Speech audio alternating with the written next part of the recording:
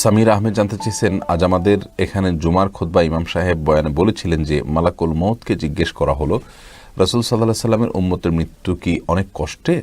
উত্তরে তিনি বললেন, যদি কেউ সারা জীবন রাসূল সাল্লাল্লাহু আলাইহি ওয়াসাল্লাম সুন্নাহর উপরে পার করে তবে তার মৃত্যু হবে কোনো শিশু যখন মায়ের দুধ পান করতে করতে ঘুমিয়ে পড়ে সেরকম। এ কথা কি সঠিক?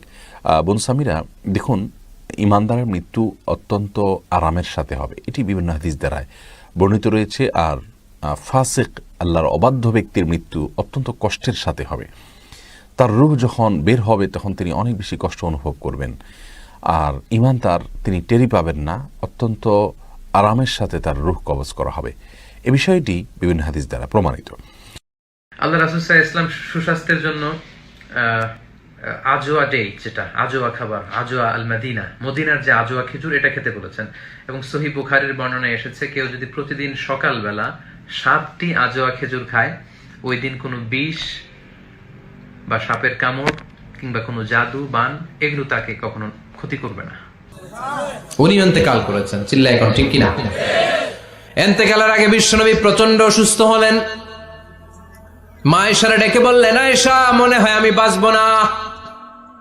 ওই যে খায়বার বিজয়ের দিন, খায়বার দুর্গ বিজয় করার পরে এক ইহুদি মহিলা আমার দাওয়াত দিয়েছিল। ওই দাওয়াত খেতে যাওয়ার পরে গোশতের মধ্যে বিষ মাখানো হয়েছিল রে আয়েশা। ওই বিষ মাখানো খাসির গোশত খেয়ে যে ব্যথা আমার পেটে উঠেছিল, আজ আবার সেই ব্যথা উঠেছে।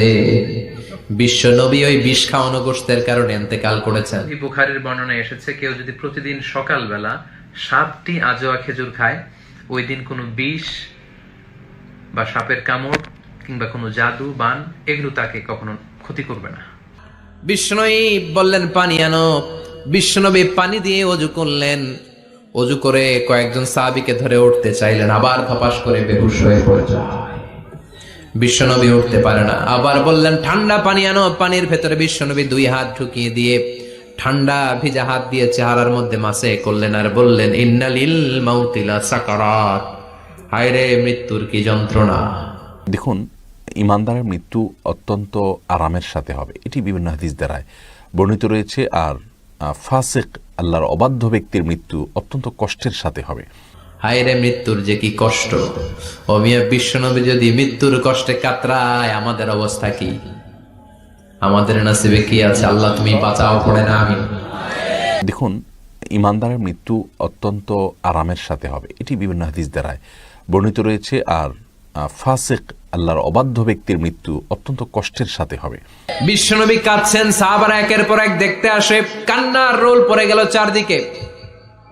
বিশ্বনবীর কলিজার টুকরা নয়নের পুটুলি সাইয়্যিদাতুনা ফাতিমা বিশ্বনবীর কান্না সহ্য করতে পারে না। বিশ্বনবীকে ধরে সাইয়্যিদাতুনা ফাতিমা কান্নাকাটি শুরু করে দিলেন আর বললেন, ওয়া কুরবাবা, ওয়া কুরবাবা, হায় হায়, আমার বাবার কি কষ্ট, আমার বাবার কি কষ্ট হচ্ছে।